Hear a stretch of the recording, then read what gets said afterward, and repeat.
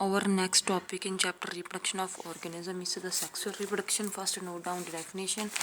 Sexual reproduction involves formation of male and female gametes. इसमें main point ये है note करने वाला कि इसमें गमेट्स बनते हैं. Both male and female gametes are formed in the sexual reproduction.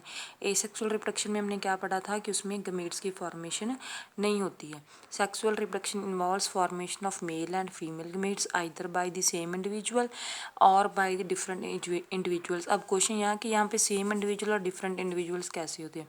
जैसे कि ह्यूमन बींग्स में तो हमें पता है कि मेल और फीमेल अलग अलग होते हैं. बट कुछ प्लांट्स में क्या होता है कि सेक्सुअल रिप्रोडक्शन होती है, लेकिन उसमें क्या होता है कि एक प्लांट पे ही both male and female flowers are born. एक ही प्लांट्स पे दोनों मेल एंड फीमेल फ्लावर लगते हैं. और कुछ प्लांट में ऐसा होता है कि both male and female flowers are formed on different plants. Means उसमें क्या होता है कि मेल प्लांट्स अलग होता है, फीमेल प्लांट्स अलग होते हैं. either by the same individual or by the different individuals of the opposite sex. और sexual reproduction को हम दूसरे नाम से भी बुलाते हैं.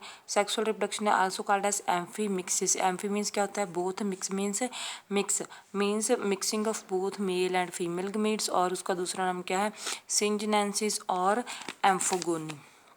These are the different terms used for the sexual reproduction. These gametes fuse to form zygote. अब जब क्या होगा कि मेल और फीमेल गमेट आपस में फ्यूज होंगे तो सबसे पहले क्या होगा, after the fusion of male and female gametes it result in the formation of zygote and this zygote has capability to form a new organism. अब जब जाइगोट में डेवलपमेंट होगी, चेंजेस आएंगे, तो ये जाइगोट है आगे जाके क्या नवा ऑर्गेनिज्म बनाएगा. अब it is a elaborate and slow process as compared to the asexual reproduction. ये तो हमें पता ही है कि एसेक्सुअल रिप्रोडक्शन कितनी फास्ट प्रोसेस है, उसमें बहुत जल्दी न्यू ऑर्गेनिज्म बनते हैं. लेकिन सेक्सुअल रिप्रोडक्शन है, इसमें जैसे गमेट्स की फॉर्मेशन होती है, जाइगोट बनता है, जाइगोट की डेवलपमेंट होती है, एम्ब्रियो बनता है, उससे नया ऑर्गेनिज्म बनता है. तो इसमें ये बहुत ही स्लो प्रोसेस है because fusion of male and female gametes produce offsprings. अब इससे क्या है slow process, elaborate and complex process भी इसे बोलते हैं. इसे कॉम्प्लेक्स प्रोसेस क्यों बोलते हैं, क्योंकि इसमें क्या होता है जो नया ऑफस्प्रिंग्स बनता है that are identical to the parent और among themselves that are not identical to the parents. जो ऑर्गेनिज्म होंगे पेरेंट्स न्यू ऑफस्प्रिंग्स बनेंगे तो वो क्या है करेक्टर शो, जैसे कि हमारी शक्लें बिल्कुल अपने पेरेंट्स के सेम नहीं होती है, लेकिन क्या होता है हमारी जीनोटाइप जीनोम वो सब कुछ पेरेंट्स से मैच करता है. लेकिन एसेक्सुअल रिप्रोडक्शन में क्या है एग्जैक्ट कॉपीज बनती हैं जो कि सेक्सुअल रिप्रोडक्शन में नहीं बनती है. बिफोर द ऑर्गेनिज्म रिप्रोड्यूस, जबकि ऑर्गेनिज्म रिप्रोड्यूस करना शुरू होने they must have reach certain stage of growth and maturity. इसका मतलब ये है कि रिप्रोडक्शन से पहले ऑर्गेनिज्म में क्या क्या चेंजेस आते हैं. पहले ऑर्गेनिज्म है ग्रो करता है, फिर वो मेच्योर करता है. जैसे कि बच्चा पैदा होता है वो सबसे पहले उसमें ग्रोथ होती है, ग्रोथ होने के बाद वो मेच्योर करता है, मेच्योर के बाद ही उसमें एज आती है रिप्रोडक्शन की. द पीरियड ऑफ ग्रोथ, जबकि ऑर्गेनिज्म ग्रोथ करता है उस पीरियड को क्या बोलते हैं juvenile phase or the vegetative phase. The period of growth is called as a juvenile phase or the vegetative phase. The end of this phase marks the beginning of the reproductive phase. जब क्या है कि vegetative phase खत्म हो जाता है, जब vegetative phase खत्म होता है तो नया फेज शुरू होता है, उस फेज को क्या बोलते हैं reproductive phase. For example higher plants when they come to flower, जबकि प्लांट्स को फूल लगने शुरू हो जाते हैं. इसका मतलब ये होता है कि उस प्लांट में रिप्रोडक्टिव पीरियड शुरू हो गया है. ऐसे ह्यूमन बींग्स में क्या होता है मेल्स में जब उनके दाढ़ी मूछ आने लग जाते हैं, इससे क्या शो होता है कि उनमें रिप्रोडक्टिव पीरियड शुरू हो गया है. मेल्स में क्या होता है उनकी वॉइस में भी बहुत ज़्यादा चेंज होता है, उनकी वॉइस की पिच है वो लो हो जाती है. Some plants are seasonal breeded और some reproduce throughout the life. इसमें जैसे कि हमें पता है कि कुछ प्लांट है वो एक साल तक फ्रूट देंगे, उसके बाद वो ख़त्म हो जाएंगे. लेकिन कुछ प्लांट ऐसे होते हैं जैसे कि आम होता है, जामुन होता है, वो थ्रू आउट की लाइफ हर साल के साल फ्रूट लगते रहते हैं उनमें। तो on the basis of these the plants are of three types of annuals, biennials and perennials. Annuals plants कौन से होते हैं? That complete their life cycle in one season. Means उन्हें अपना पूरा लाइफ साइकिल एक सीजन में कंप्लीट कर लेते हैं। जैसे कि एक प्लांट्स पे एक ही सीजन में वाइटिटी फेस होगा, फिर उसमें रिप्रोडक्टिव पीरियड आएगा। पहले वो ग्रोथ शो करेगा, फिर मैच्योर होगा, फिर उसमें रिप्रोडक्टिव पीरियड शुरू होगा। उसको क्या बोलते हैं? एनुअल्स। वो एक ही सीजन में कंप्लीट कर लेता है, जैसे कि 6 मंथ में, 7th मंथ में, 8th मंथ में। इस पूरे पीरियड में उसने ग्रो भी करना है, मैच्योर भी होना है, उसको फूल भी लगने हैं और बाद में उसकी डेथ भी हो जानी है। जो एक सीजन में कंप्लीट कर लेते हैं उन्हें क्या बोलते हैं? एनुअल्स। आगे हैं बाइनियल्स। बाइनियल्स क्या है? That complete their life cycle in 2 season. Means एक सीजन में ग्रोथ शो करेगा, मैच्योरिटी शो करेगा और दूसरे सीजन में जाके उस पर फूल आएंगे।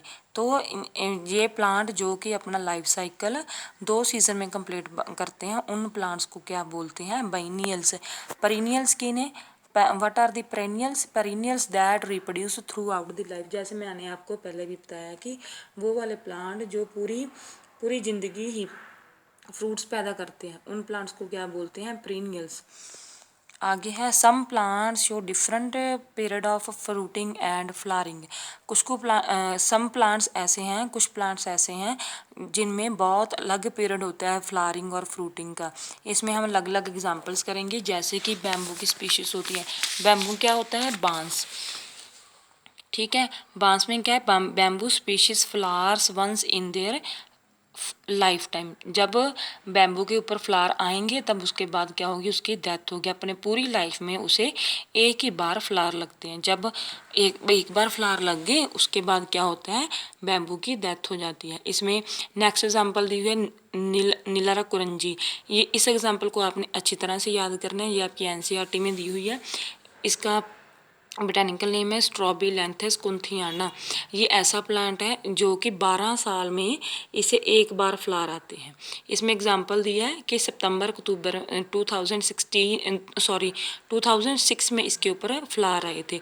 तब साइंटिस्ट ने फिर एस्टिमेट करना शुरू किया था कि इसको नेक्स्ट सीजन अब 2018 में फ्लावर आएंगे, तो ऐसा ही हुआ था। लेकिन जब 2006 में सबसे पहले फ्लावर आए थे, इसके ऊपर ब्लू कलर्स फ्लावर आते हैं। ये कौन से एरिया में ग्रो करता है? केरला, कर्नाटका, तमिलनाडु के हिली एरियाज में ग्रो करता है।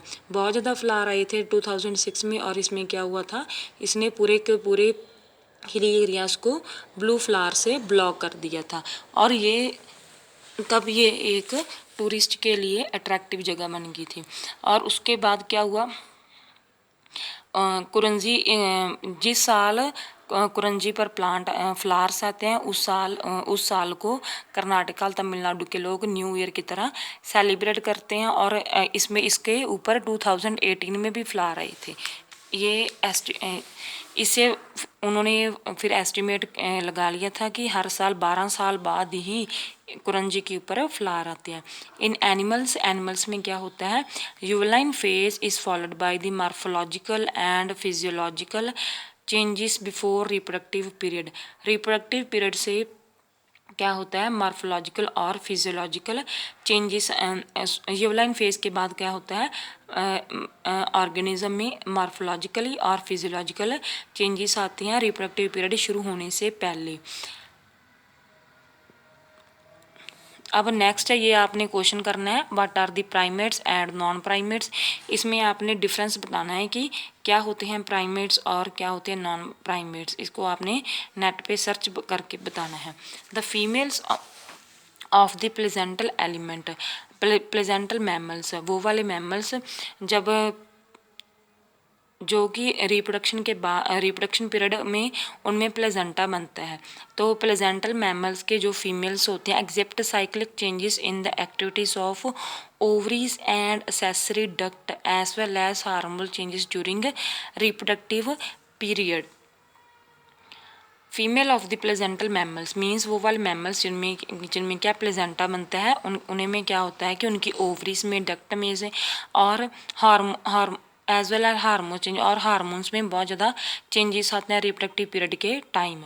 इन नॉन प्राइमेट एलिमेंट्स, ये मैंने आपको एग्जांपल बता दिए कि non primates element like cows, sheeps, rat, deers, dogs, tigers, these changes are called as oestrous cycles की एग्जांपल बता दी, लेकिन आपने ये डिफरेंस मुझे बताना है कि प्राइमेट्स और नॉन प्राइमेट में बेसिक डिफरेंस क्या होता है, किसके बेस के ऊपर बोलते हैं कि ये एनिमल्स प्राइमेट है और ये वाले एनिमल्स नॉन प्राइमेट्स है।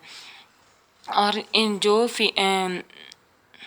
नॉन प्राइमेट एनिमल्स में जैसे काउ, शीप में जो चेंजेस आते हैं, मीन्स रिप्रोडक्टिव पीरियड के टाइम जो चेंजेस आते हैं, उस साइकिल क्या बोलते हैं, ऑस्ट्रियस साइकिल। ये याद रखना आपने, उस साइकिल क्या बोलते हैं, ऑस्ट्रियस साइकिल्स। और जो चेंजेस प्राइमेट्स में आते हैं like monkey, apes, humans, it is called as a menstrual cycle. इसका मतलब क्या है कि जो रिप्रोडक्टिव पीरियड के टाइम उसकी और इसमें सेक्स रिडक्ट में हार्मोन चेंजेस में जो भी चेंजेस, हार्मोन पीरियड में जो भी चेंजेस आते हैं, उन सब चेंजेस को क्या बोलते हैं, menstrual cycle. Animals living in natural wild conditions, this cycle occur during the favorable season, they are called as seasonal breeders।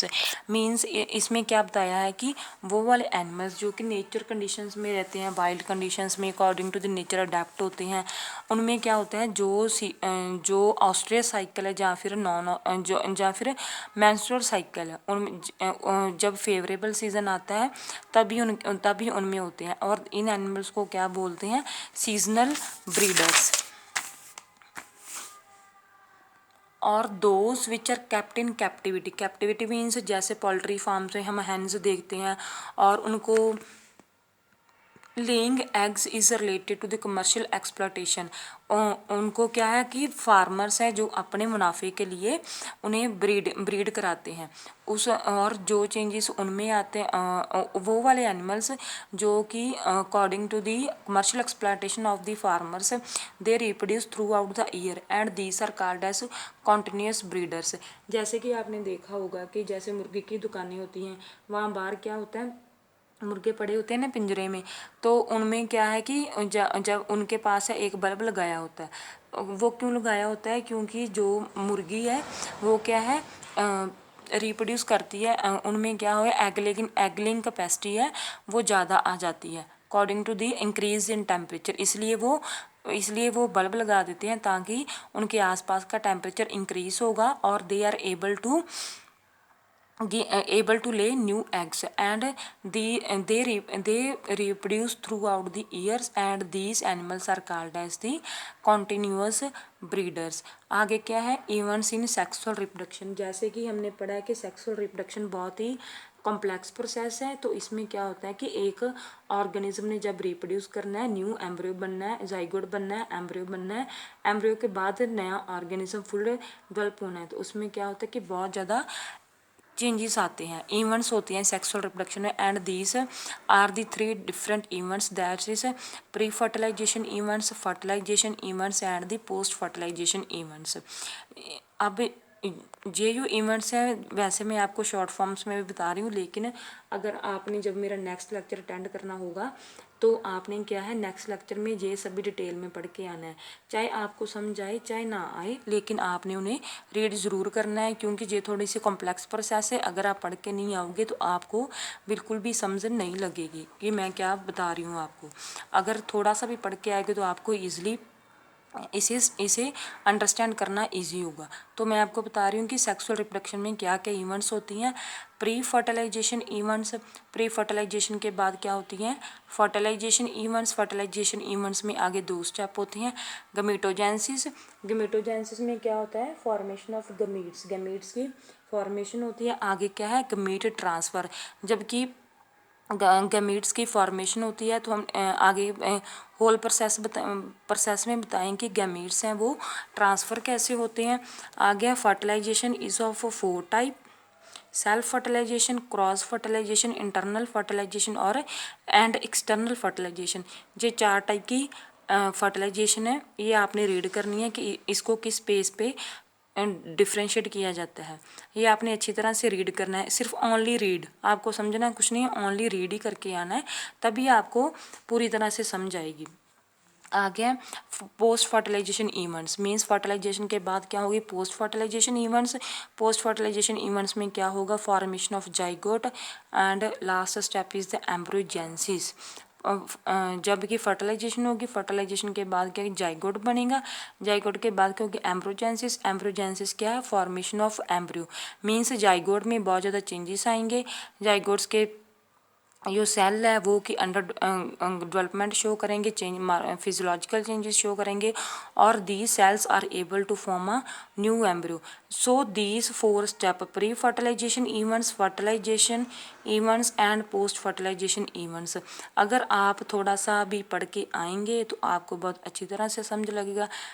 So request है कि आप अगला मेरा लेक्चर अटेंड करें तो इसको रीड ज़रूर करके आना। तो फिर अगली क्लास हम कल लगाएंगे।